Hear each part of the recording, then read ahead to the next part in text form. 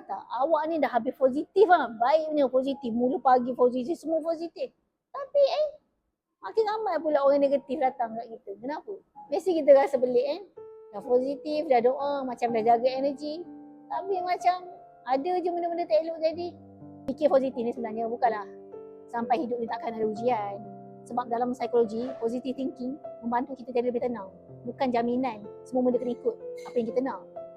Tapi kalau kita terlalu paksa sangat diri kita jadi positif, sampai tak izinkan rasa sedih, kecewa, takut, kita boleh jadi toxic positivity tau. Kita nampak kuat kat luar, tapi sebenarnya dalam hati, ya Allah, sangkutlah, beratlah, tak jujur dengan diri. Kenapa kita kena berfikiran baik adalah sebab kita nak stabilkan emosi kita. Lepas tu hati kita ni akan jadi lebih dekat dengan Allah. Dia akan menyebabkan kita akan bolehlah hadapi ujian tu. Jadi kat sini ada 3 tips untuk kita jujur dengan diri kita. Okay? Yang pertama, jangan paksa diri kita ni untuk sentiasa positif sepanjang masa macam robot. Kita manusia. Allah cipta kita emosi tu, ada yang positif, ada negatif. Sedih, marah, kecewa. Itu makhluk Allah. Kita kena terima. Janganlah nak buang perasaan tu. Nak jadi positif, tak kena tempat kan.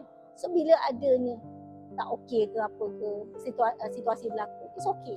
Belajar untuk terima dan jujur dengan diri kita sendiri. Yang kedua, kan bila satu perkara terjadi, kita selalu tanya, kenapa jadi pada aku? Kenapa jadi pada aku? Kita kena tukar. Tanya soalan ni, apa yang sebenarnya Allah nak ajar pada aku? Soalan yang betul ni, dia boleh ubah aura kita, energi kita. Daripada kita rasa kita ni dihukum, kita akan mencari hikmah, belajar memandang kebaikan. Sebab mungkin Allah beri kita ilmu dekat situ. Sabar, mungkin Allah sedang melindungi kita. Mungkin Allah sedang buka pintu jalan yang baru untuk kita. Bila satu pintu tertutup, percayalah ada 10 lagi pintu yang terbuka yang Allah sedang susun untuk kita. Yang ketiga, kena teruskan berusaha walaupun masa tu hati kita belum kuat lagi. Sebab jangan tunggu waktu yang sempurna, waktu yang tepat baru nak bergerak. Doa tetap berjalan. Usaha tetaplah kita ke jalan juga.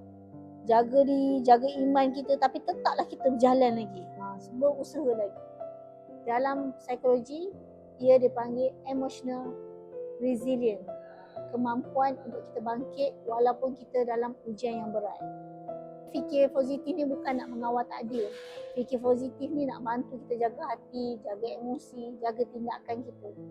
Kerana Allah yang sedang susun takdir kita. Dan bila Allah yang mengizinkan sesuatu tu berlaku, pasti ada kebaikan.